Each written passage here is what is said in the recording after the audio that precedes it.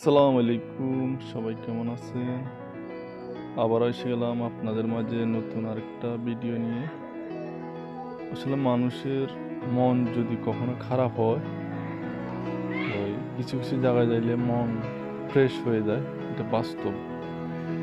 এখানে আসার পরে অনেক ধরনের প্রাকৃতিক দৃশ্যগুলো দেখার পরে অনেক সৌন্দর্য সৌন্দর্য দৃশ্য বা পশু পাখি বিভিন্ন ধরনের জিনিস দেখার পরে মন অনেক ভালো হয়েছে, ভালো লাগতেছে। যে কোনো জায়গায় যাইলে আসলে মানুষের মনটা ফ্রেশ হয়ে যায়। এক জায়গা থেকে এক জায়গায় ঘোরার জন্য বের হলে হয়তো, যেমন আমরা ধরেন এক জায়গায় কাজ করতেছি, ওখান থেকে মন ভালো লাগতেছে না, বাইরে যাই ঘুরে আসলাম, মন ফ্রেশ হয়ে গেছে। তেমনই যেমন পর্যটক কেন্দ্রগুলোতে যাইলে সে মন আরও ফ্রেশ হয়ে যায়, আরও ভালো হয়ে যায়। এটা হলো পাহাড়ি একটা অঞ্চল।